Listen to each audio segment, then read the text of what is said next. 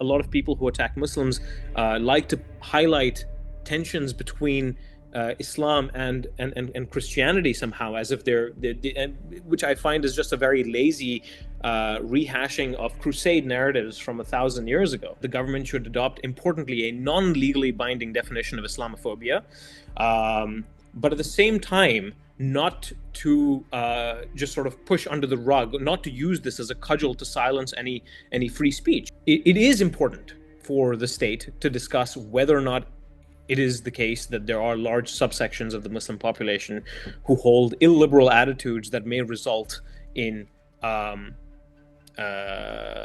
antisocial behavior or behavior that the state does not want to condone.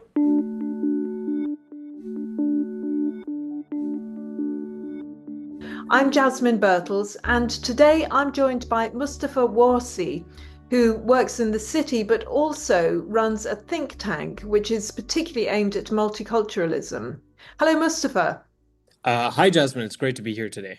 Thank you. So, could you give a rather better explanation than I have of your think tank? What's it called, and what are the aims of the think tank?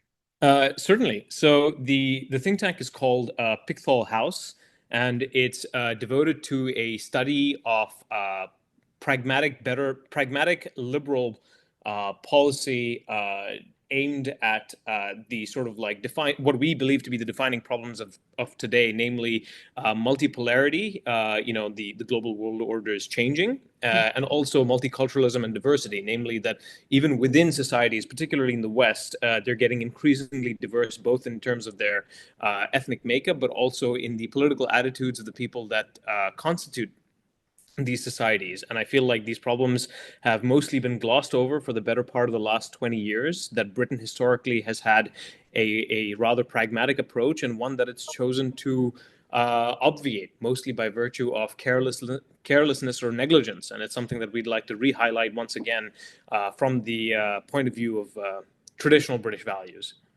So you feel that Britain has actually glossed over a lot of problems that have just festered, do you? We do, yeah. The sort of general attitude and the stance of the think tank is that, historically speaking, Britain adopted a rather pragmatic and, dare I say it, sovereign approach, both to crafting foreign policy and also domestic policy, largely keeping its own interests at heart, but also keeping its eye on its principles, the sort of bedrock on which its society was composed of, and that over the course of the last 20 years, as is wont to happen, and has in fact happened, many times throughout history, societies largely get soft. They become negligent. People forget why various institutions were created and how much was sacrificed, how many people died to build those institutions, and start to take them for granted. And then through the sort of gradual unfolding of history and time, people tend to they tend to lose sight of the principles and the priorities, and that results in the sort of institutional decay that we're seeing around us here today in Britain. So are you saying then that Keir Starmer is not right when he says that Islamophobia is the big problem in this country today? No, I think Islamophobia. I think that while it's definitely true that there are sections of the populace that are Islamophobic, and where Islam has often been instrumentalized for political goals, as we've often seen in the wake of the Southport attacks, and also in the sort of response to the grooming gang scandal that's currently gripping the nation. It seems to me to be the case that Islamophobia, by and large, is not an intrinsic property of British society. It's certainly not an intrinsic property of British society. A huge chunk of this population is, in fact, Muslim, and by and large, attempting to live in peace. I feel like further politicizing the issue further brings them to the spotlight when most of them just want to sort of go about their everyday lives. And are by and large very grateful for a society that has historically protected liberal norms, free speech, and freedom of religious practice. And I think that most of these issues, the entire conversation sort of misses the point. It's entirely downstream of a more fundamental, almost philosophical issue, one of like a loss of narrative about what Britain really is. and also a forgetfulness that it was in fact freedom of speech and freedom of association and freedom of religious practice, a focus on the individual, and a protection of dignity that resulted in Britain's success over the course of the last 200 or 300 years. Most of this conversation about Islamophobia, it feels to me, increasingly is a dog whistle, a political cudgel that's being used maliciously by both sides of the aisle, much to the detriment both of their constituents, the detriment of the minority Muslim population in this country, and also ultimately resulting in a confusion about what the true causes of the problem are. So I mean, it results in everybody talking increasingly about things that are irrelevant rather than addressing the root issues that are plaguing our society today. There's lots that you've said there that I'd like to pick up on, but I'm just going to start with free speech, because you've mentioned free speech a couple of times there. So we have seen, I'm sure you've seen it in the last few years, a clamping down on free speech here and in other Western countries. I'm wondering, from what you're saying, if this is actually part of what we're seeing now, with what Keir Starmer says about Islamophobia, because there again, it's essentially what he's saying, as you've hinted at there, is that anybody who says anything against a Muslim, whether it's a Pakistani rape gang or an ordinary person, is immediately Islamophobic and therefore has to be shut down. Do you feel there's a connection there? So we feel like it's important to be able to talk about issues. If you aren't able to talk about issues in a fair and honest way, with good faith, importantly, that it's very critical. Something that underpins the success of free speech in a society is the notion of good faith, engaging in discussions with a desire to genuinely solve problems, as opposed to engage in political mudslinging. If you are unable to do that, then you are unable to identify problems and much less solve them. And so in the case, so for example, like, I mean, the sort of case of the grooming gangs is particularly salient, partly because it's, well, one, so topical, two, so egregious and heinous, and three, because it's a great example of the kind of disaster that can result from being unable to think objectively about a problem.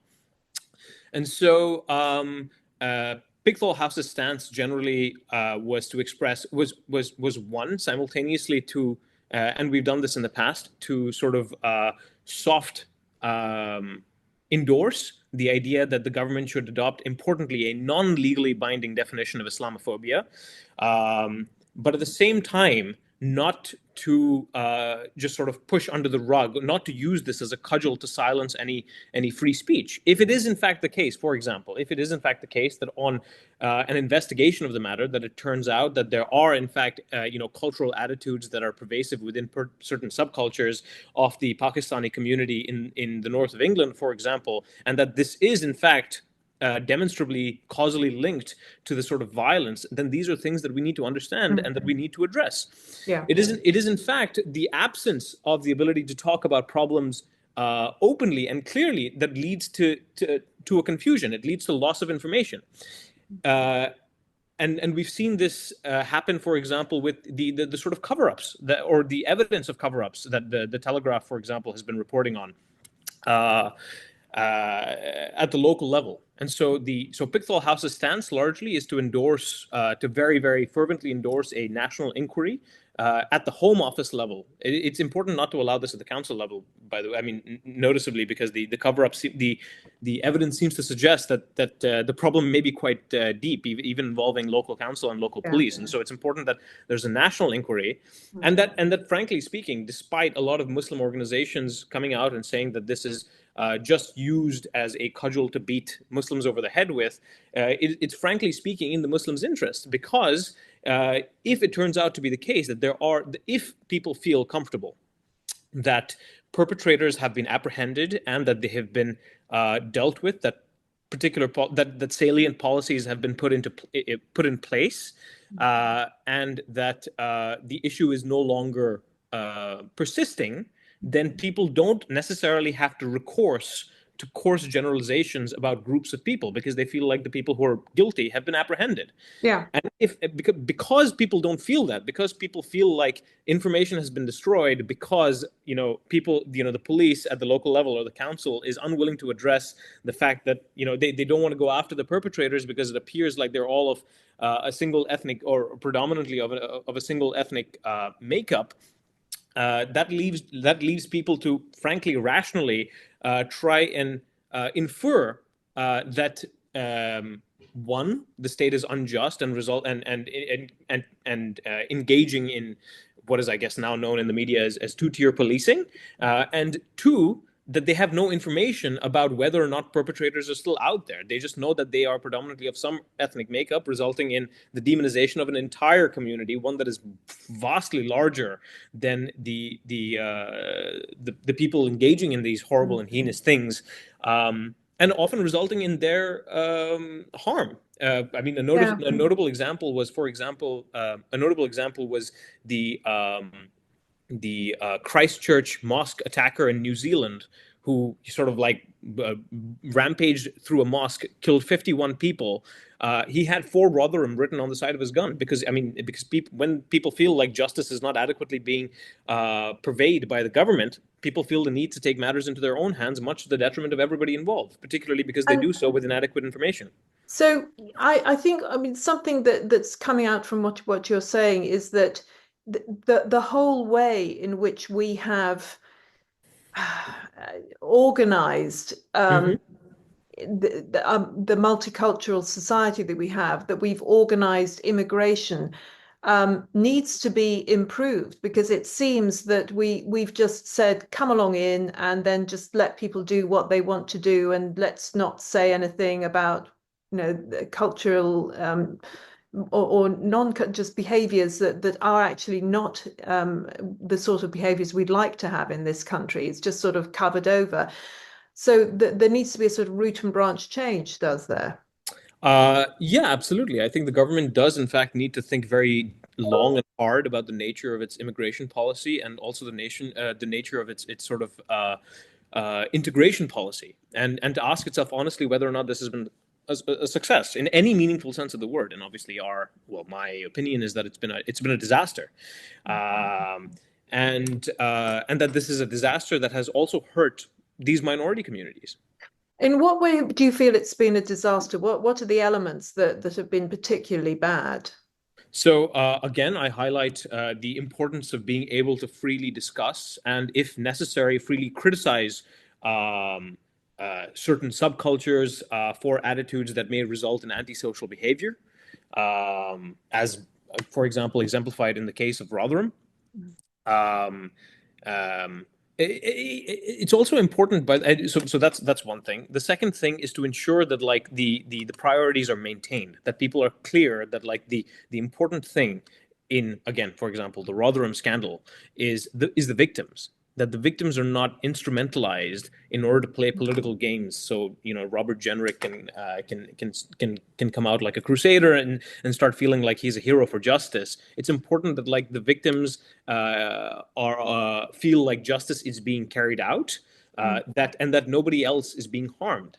And this is also another issue with, for example, the report that Labour keeps loving to cite in 2022, namely that it was just insufficiently. It was just insufficiently objective. It was just insufficiently specific. It was like a very broad brush thing, and people just don't want to talk about issues in the level of detail that they need to in order to come to solutions. So on the one hand, it is the lack of. I genuinely think that it is the lack of free speech. I think it is a sort of mercenary, almost a sort of relic of a mercenary policy, neoliberal policy that took place. It's almost a hangover from the 90s, and maybe the sort of you saw this very big sort of inflection point in the early Blair era, when these policies really started to come into full play here in the West. And we've had 25 years of them, and now we can start to think about whether or not they were in fact a success. Cultures are very delicate things, and it's important to make sure that, one, a culture is able to protect its own survival, and two, that it's able to maintain the principles upon which it was built. So, for example, the it is despite the fact that like everybody loves to talk. I mean, so this is a good example wrapped up in one, namely that it is important for the state to discuss whether or not it is the case that there are large subsections of the Muslim population who hold illiberal attitudes that may result in um, antisocial behavior or behavior that the state does not want to condone. Now, that is not the same thing as saying all Muslims are antisocial or that all Muslims need to be looked at with suspicion.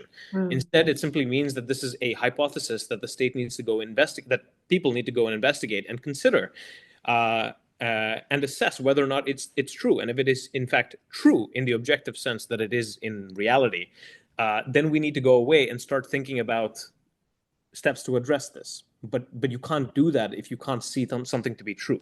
And Mm. you don't know if it's something, and you don't know if something is true if you can't talk about it. No, absolutely. And do you feel that paradoxically, one of the problems for integration of various immigrant countries or cultures is the lack of self-confidence in the home state. So, for example, we used to in Britain, we used to have a very confident sense of who we were and what Britain was. But we seem to have lost a lot of that, and I wonder if that is connected to the failure of multiculturalism. Yeah, massively so, because we don't know what the objectives are. We don't know what culture we'd like them to endorse or to live with or to be at peace with. You know, it doesn't even matter. I mean, in a sense, it doesn't even matter what culture they actually have, so long as they're able to live tolerably and fairly and under the same grounds that everybody else is. But you can't even aim for this if you don't know what you are. You know what the what I so speaking as an immigrant who's lived in this country for a long time and frankly fought quite hard to be here. I have a great deal of, I grew up in many places. Speaking a little bit personally, I grew up in many places as a child, both in the Middle East and also in India, and then came to the UK for university. And I fought quite hard to be here, and so I've seen what societies can look like. If they do not have strong commitments to liberal norms, if they do not protect personal dignities, if they do not enshrine democracy, and if they don't have fair rule of law. So I can see what they look like, and accordingly, I had a great deal of respect for British institutions, many of which continue to persist, and many of which other countries have since learned from and tried to adopt. And you can imagine my great and severe disappointment when I rocked up here. And then over the course of the last 10 years, I find the very self-same people who grew up with these institutions, one, take them for granted, and two, often criticize them and work actively to tear them down, much to the detriment of both them and everybody they were aimed to protect.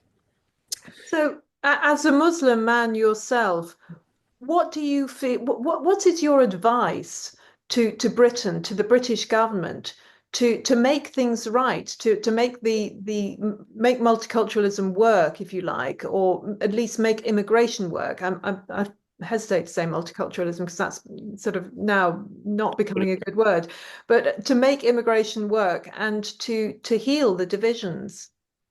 So I think, again, as we've talked about multiple times over the course of this conversation, I think it's very important to, one, protect free speech and ensure that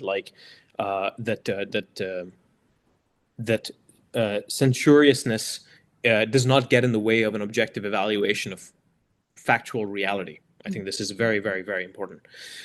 Secondly, I think it is critical and perhaps even more fundamentally for Britain to, everybody loves to go on the air and talk about what British values are. Everybody loves to refer to British values, what it means to be British, but nobody ever specifies what that is. And like by and large, a study of British history, and in particular a study of British success, will tell you that of the many values, pragmatism is certainly one of them. Two, liberalism and fairness is another. And that is something to be proud of. That it is something that a lot of people sacrificed quite a lot to get to. A lot of societies don't have that. And there's a reason why people from many of those societies try to come here, because it's something valuable and not something to throw away. But once we recognize that, we need to reiterate it and maintain fidelity to it, namely both our pragmatism and our liberalism in the classical sense. Mm. Britain stands, and the third thing that is critical is to try and regain some degree of confidence in itself as a nation and as a culture. This is different, and it's important to be careful here. This is distinct from harking back to visions of the Raj. Yeah. It's Yeah. not quite the same thing as that. Regardless of the colonialism or whatever, it is in fact the case that Britain, for most of its history, most of its recent history, is an incredibly successful society, and it should be proud to be successful. And that it also occupies a fairly unique role insofar as it straddles the line between the sort of continental European culture and way of doing things and the sort of American way of doing things. It's, the sort of original Enlightenment era liberalism was pioneered here and then sort of like really took root in America. And I think Britain, Americans don't lack this confidence in themselves. It doesn't matter if they're right or wrong. They just know what they are. And they're perfectly happy to, sometimes have conversations about it, but there are no distinctions. There's no confusion about what Americans are. They're certainly not shy of it. It's also true, dare I say it, for Europeans. Europeans are also well aware of they are. There are lots of problems in Europe, but again, there's no confusion.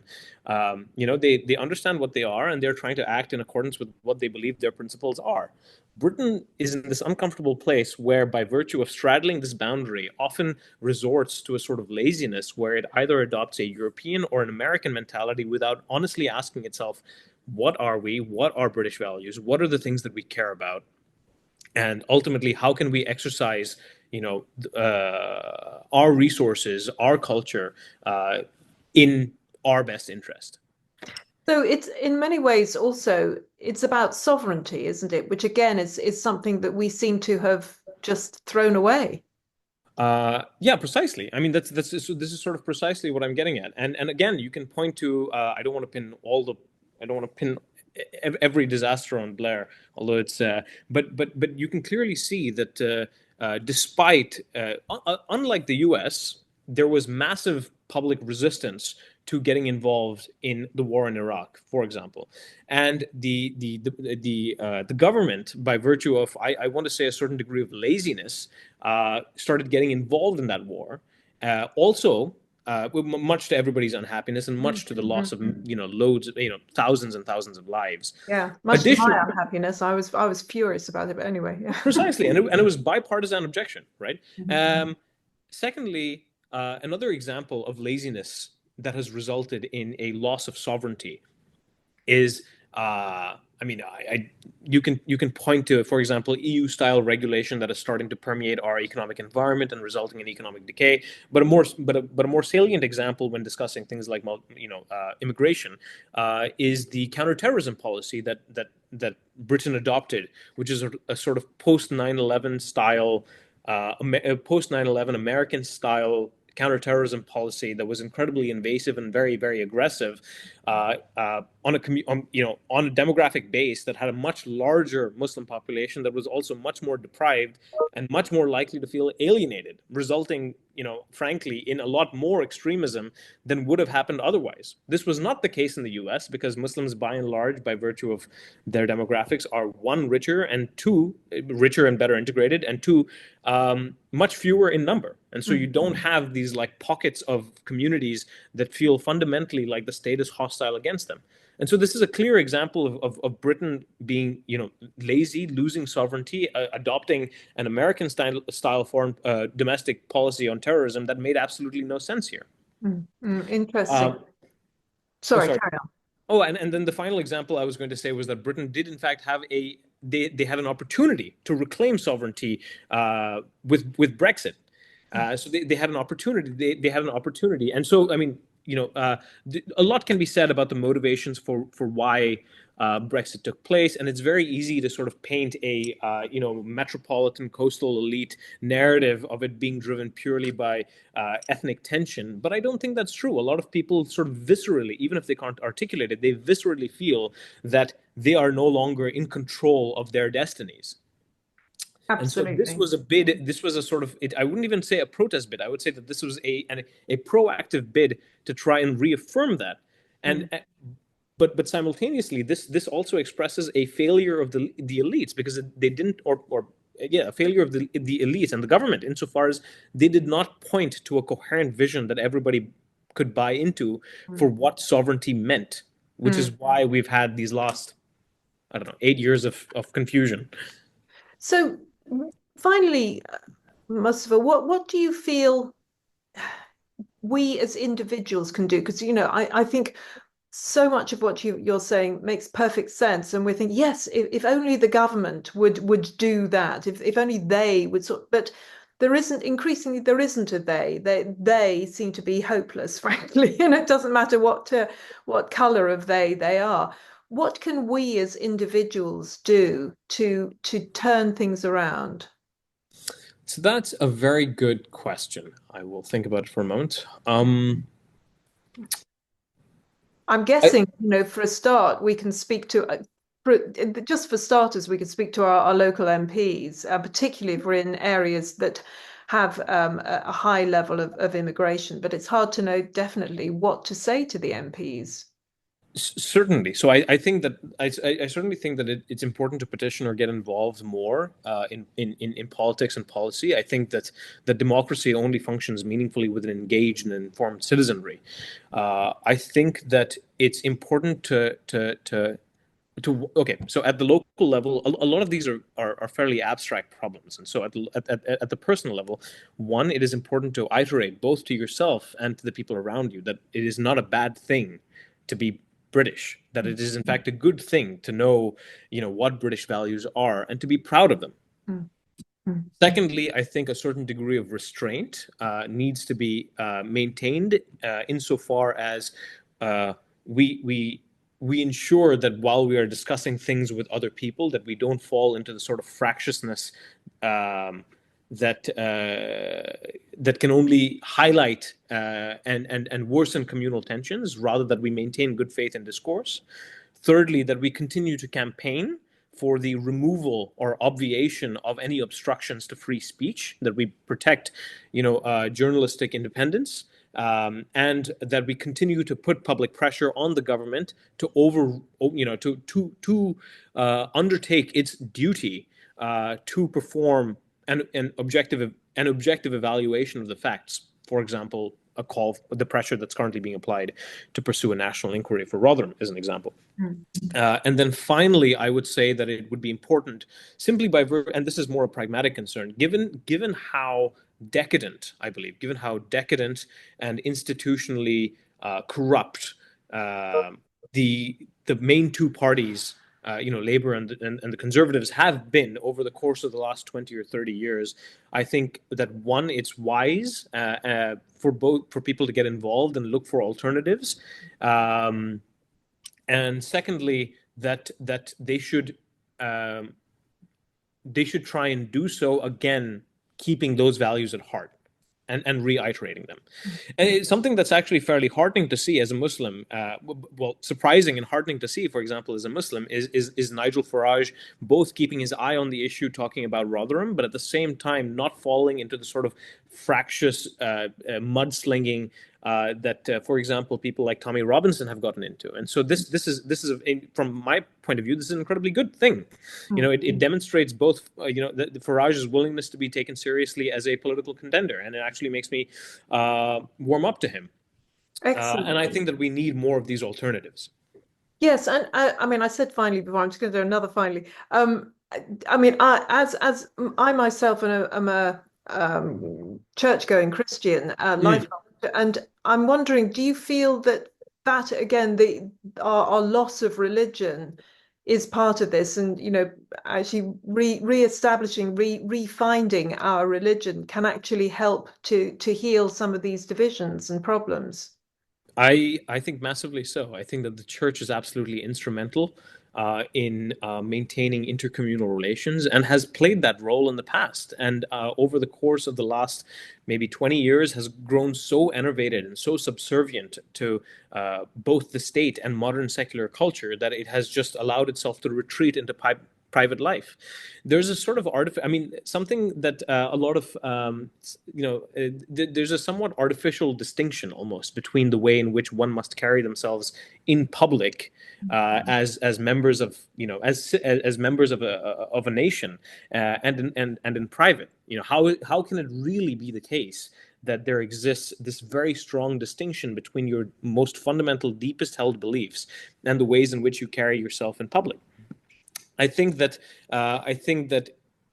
if you understand and if you recognize this, then one, we should be open to and humble and accepting of religious practice, both in public, something that is now seen with quite a lot of skepticism, something that I find quite sad, that we need to be more humble and accepting of religious practice in public life, and that secondly, that the church, again, from continuing the theme of finding confidence, needs to reassert itself more in maintaining intercommunal relations and bringing more meaningful dimensions to people's lives. There's a great book by an American sociologist called Bowling Alone, where from the 80s he discusses the idea that people's lives used to be richer insofar as they had so many different spaces to meet with and interface with other people, to express different aspects of their life. And it is in the harmonization of all of these different aspects that that a meaningful life is to be found. And instead, what has happened is all we have is this sort of binary distinction between a private life devoted to sort of material consumption and a sort of public life mostly devoted to material gain. This has sort of hollowed out the heart of a lot of our societies, and I would argue more philosophically is part of what is causing the malaise that everybody is feeling, despite the fact that we are richer as a society than we've ever been before. What is lacking in some sense is meaning, and this is something that the church the church and religion more generally has responsibility to provide, so long as we are open to receiving it. Funnily enough, speaking about the church, a lot of people who attack Muslims like to highlight tensions between Islam and Christianity somehow, as if which I find is just a very lazy rehashing of crusade narratives from 1,000 years ago. But almost every Muslim I know absolutely adores living in spaces where there exists a local church. They love hearing church bells. They genuinely feel very fond of them, and a lot of people have expressed to me very directly. I mean, Muslims have expressed to me religious Muslims have expressed to me very directly that they would absolutely love to live in a country with churches, and they're just sad that nobody goes there anymore. Yeah, absolutely. Well, that's really fascinating, Mustafa. Thank you so much for those insights. If one wants to know more about your think tank, where do we go? You can find us at www.pickthallhouse.org, or you can find us on Twitter at Pickthall House. Great. Thank you so much for that, Mustafa. Mustafa Warsi there, who runs a think tank that particularly looks at multiculturalism and the problems thereof. Like, share, tell all your friends. We produce these podcasts regularly where we look at serious issues and we look at them from a free speech approach. Do join us next time. Thank you very much.